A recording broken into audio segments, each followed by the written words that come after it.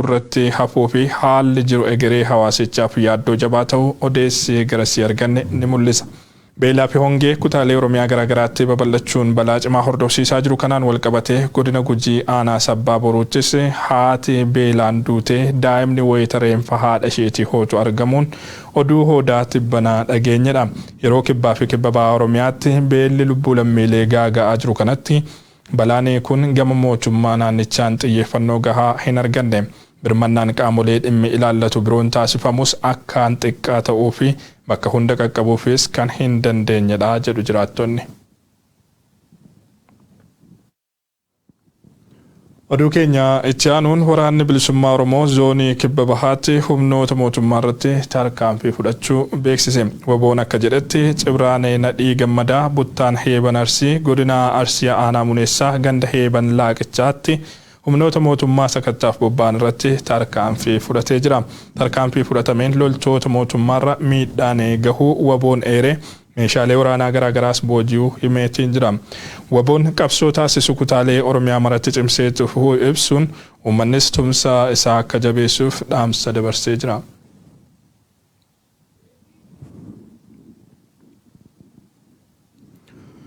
Oduu biroon waraanni mootummaa godina Shawaa Lixaa Aanaa Dirree Hincinniitti qe'ee ayyaantuu ibiddaan gubanii.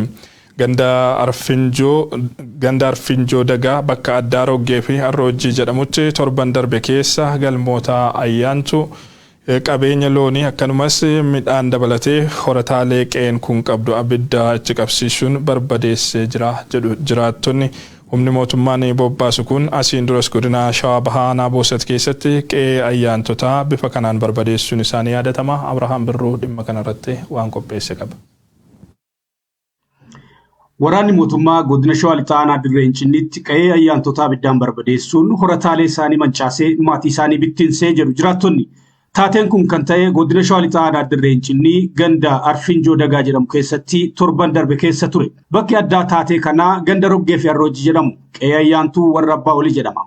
Warri ayyaantuu Abbaa Olii Aanaa Dirree Hincinnii darbees akka godina Shawaa Lixaatti warra ulfinaa qe'een isaaniis qe'ee ulfoo warra aadaa fi duudhaa Oromoo baatani. Kabaji isaan hawaasa biratti qabanis olaanaadha. Gurmuun humnoota mootummaa qe'ee ayyaantuu warra Abbaa Olii yookiin ayyaantuu Jifaaraa akkuma jedhamutti yaa'uudhaan adoolessa 18 bara 2014 akka lakkoofsa Itoophiyaatti galmoota ayyaantuu fi horataalee qe'ee sanaatti abidda qabsiisuudhaan barbadeesse. Galmoota ayyaantuu saci manneen 5 qabeenya beeladaa fi horataalee maatiin kun qabu mara mancaasuudhaan maatii kanas bittinsee jedha jiraataan ganda kanarraa OMN dubbise. Warri kun warra ayyaantuu warra raajii fi warra Oromoon Kumee dhagee itti fana rakkootaa itti himatu warra sirna gadaa kanallee kaleessa irraa kaasanii abaablee irraa kaasanii hordofaa turan ayyaantummaa warra abbaa Oromoo kana warra beekanidha. Qaamni kun nuun olitti uummanni hawaasni bal'aa kun gara ta'anitti waan jedhamu hinaaffaan qaama karaa mootummaatiin gama mootummaatiin ture.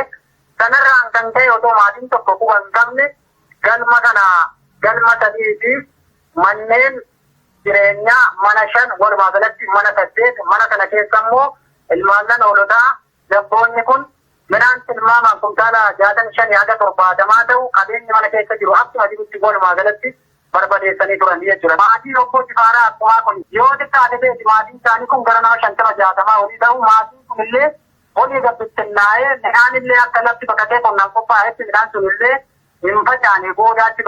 Aanuma Dirree Hincinniitti tibba darbe fi horataalee ayyaantuu kabiraa abbaa caalaa yookiin dabalaa dhaabaa jedhamanii barbadeessanii maatii isaanii bittinsuu yaadachiisee jira. Namni ganda kanarraa bilbilaan dubbifne kun. Aanaa Dirree Hincinni keessa ganda munyoo basharu bakka jedhamu immoo manuma ayyaantuu abbaa caalaa yookaan dabalaa dhaabaa nama jedhamu innillee galma namaa fi manneen jireenyaa afur walii jala mana jaha qabeenyatti keessa jiru walumaa galatti ni barbada tilmaamaan midhaan isaan jiran midhaan gara kumtaala 36 waan jedhamu maatiin nama kanaallee nama 22 maa jiraatidha. Maatiin kun gara qabutti baqatee qeensi hundi barbadaa'ee. Aanaa Dirree Hincinni gandoota garaagaraa keessatti waraanni mootummaan bobbaasee saamicha qabeenya uummataa fi manneen uummataa gubuu hojii guyyaa guyyaa godhatee jira.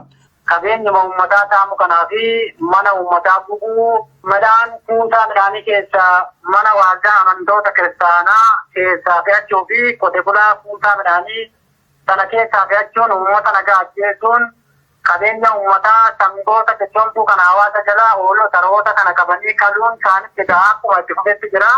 Uummanni keenya tokko ta'uudhaan sirna hamaa namaa fi qabeenya isaa lafarraa duguuguuf bahe kana ofirraa buusuu malee hiree biraa hin qabu jedha namni OMN achirraa dubbise. Wancina dhaabbatee abbaa irree kan ofirraa cabsee mootummaa walabaa sana Oromiyaa fi Oromummaa irratti hundoofte kana mootummaa mataa isaatii saba isaatiif beela'u saba isaatiif beekotu waraana sajjeetatoo hin taane waraana saballeessatoo hin taane waraana rakkoo isaatti matuu fi furmaata isaaf ta'u sana hamma ni ijaarrannetti Oromoon fala tokkollee qabadee ijaaran akka humnoonni mootummaan bobbaasu kunneen asiin duras godina Shawaa Bahaa Booset keessatti qe'ee ayyaantotaa bifa kanaan barbadeessuu isaa OMN gabaasuu isaanii yaadatama. Haaluma wal fakkaatuun godina Jimmaa aanaalee garaa garaatti waraana bilisummaa Oromoo waliin hidhata qabdu jechuun dararaan uummata nagaa mudatu akkaan hammaatee jiraachuu jiraattonni himan. Aanaaleen Maannaa, Limmuu, Saqqaa fi Qarsaa jedhaman iddoowwan hidhaa fi dararaan qaama mootummaa itti hammaatu keessaa adda durummaan eeramu. Uummanni godina Jimmaa dhiibbaa guddaa jala jira kan jedhan maddeen odeeffannoo OMN kunis dabballoonni sirnichaa Jimmi bakka dhaloota muummicha ministeeraa waan ta'eef sochiin siyaasaa deemsa mootummaarraan adda ta'e kamiyyuu godinicha keessaa dhagahamuu hin qabu jechuun addatti irratti hojjechaa turu eeru maddeen keenya. Wanti Oromiyaaf hin taane Jimmaaf hin ta'u, wanti Oromoo kutaa biraaf hin taane Oromoo godina Jimmaafis hin ta'u kan jedhan qeerroon godinichaa falmaan Oromoon akka waliigalaatti sirna isaaf hin taane irratti taasisu bakka marattuu jabaachuu akka qabuuf dhaamanii jiru. Guutuun oduu kanaa itti aanee dhiyaata.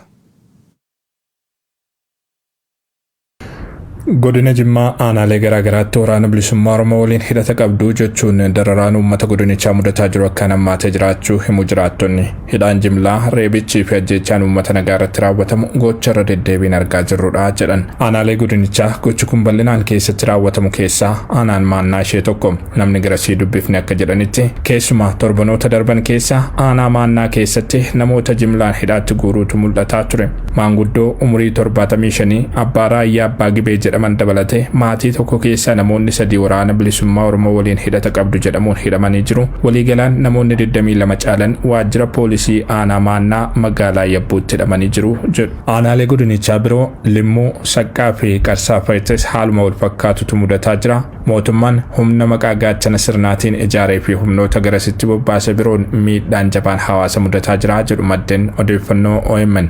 Aanaa Saqqaa iddoo Andoodee jedhamtutti Abdul Jabbaar Faatii nama jedhamu fi Kaalid Abbaa Jamaal namni jedhamu rasaasa humnoota mootummaa rukutamanii Kaalid hospitaala seenuu Abdul Jabbaar ammoo wareegamuu quba qabnaa jedhu maddeen odeeffannoo OMN.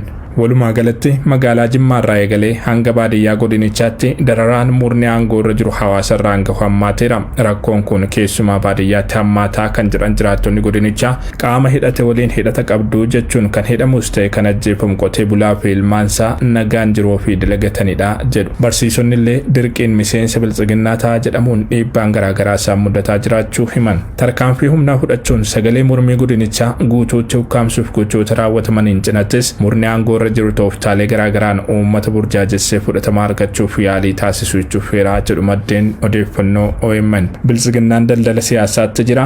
Daldala rakashaa Abiy Ahmed dhalataa godina Jimmaa waan ta'eef biltsiginnaa deeggaruu qabdu jechuun bulchiinsa sirna biltsiginnaa humnaan uummaticha irratti fe'uuf yaalaa jiraachuu himan. Yaaliin hawaasa godinichaa uummata kutaalee Oromiyaa biroo keessa jiraaturraa adda baasuun bulchiinsa sirna biltsiginnaa akka simatuuf taasifamu kun garuu akkanumaan dhamaraasuudha jedhu. Muummichi ministeeraa godina kanatti dhalachuudhaan wal qabatee baroota darban keessa Jimmaan kutaalee Oromiyaa biroo irraa adda godhanii sochiin siyaasa faallaa kamiyyuu akka keessatti hin taasifamneef yaalii garaagaraa gochaa turaniiru jedhu maddee odeeffannoo OMN garasii dubbise. Nuti akka qeerroo Jimmaatti yoomiyyuu wanti Oromiyaaf hin taane Jimmaaf hin ta'u jennee amannaa jedhu. Wanti Harargeef hin taane Jimmaaf hin ta'u, wanti Wallaggaaf hin taane Jimmaaf hin ta'u jennee amanna.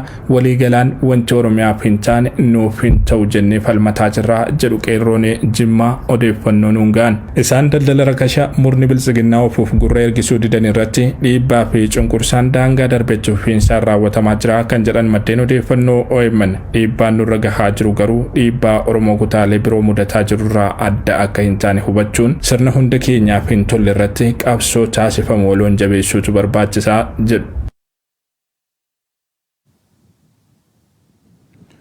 Oduu keenya itti aanuun dura taa'aa itti aanaa fi hoogganaan hariiroo alaa paartii Koongireesii Federaalistii Oromoo Jawaar Mohaammed siyaasni Oromoo siyaasa jibbaa fi haaloodhaan durfamu miti jedhe.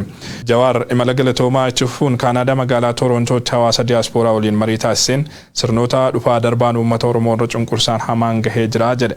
Uummanni Oromoo sirnoota cunqursoo dhufaa darbaan isaa hacuucan kanneen irratti qabsoo wareegama qaalii gaafatu taasisuu eere.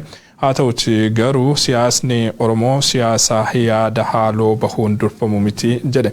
Kana jechuun garuu uummanni Oromoo cunqursaa isarratti raawwatamee fi miidhaa isarra gahe ni dagata jechuu akka hin taane Jawaar Mohaammed himeetiin jira.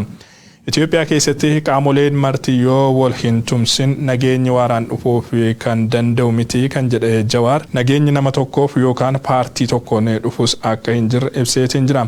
Biyyattii diigumsaa fi uummatas wal fixiinsarraa baraaruu fi qaamoleen dhimmi ilaallatu marti waliin hojjechuu wal tumsuu fi wal dhaggeeffachuun akka barbaachisus hubachiisee jira.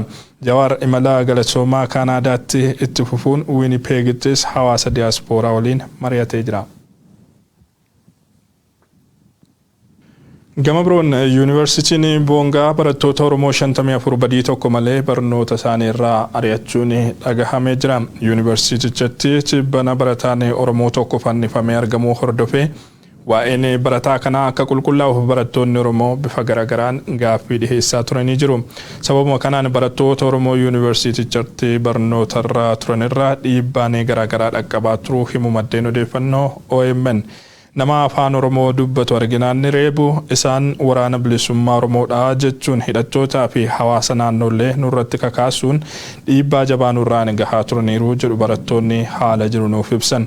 Yeroo ammaa immoo barattoota 54 Yuunivarsiitichatti baratan badii tokko malee barumsa isaaniirraa ari'achuun beekameera. Barattoonni kunneen haqni barataa fannifamee argamee akka ba'uuf gaafachuudhaan kan hafe badii raawwatan tokkollee akka hin turre himan.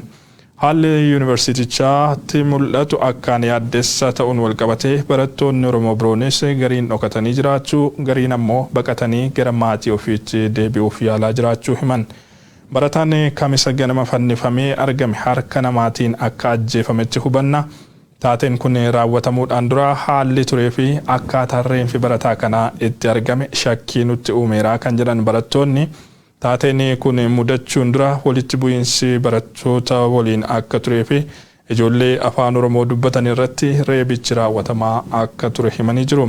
Yuunivarsiitichi waa'ee ajjeechaa barataa kanaa qoratee qulqulleessuurra isaan dhimmi isaanuufaa qulqullaa'u jedhanii gaafatan irratti tarkaanfii malee fudhachuu filateera kan jedhan barattoonni Oromoo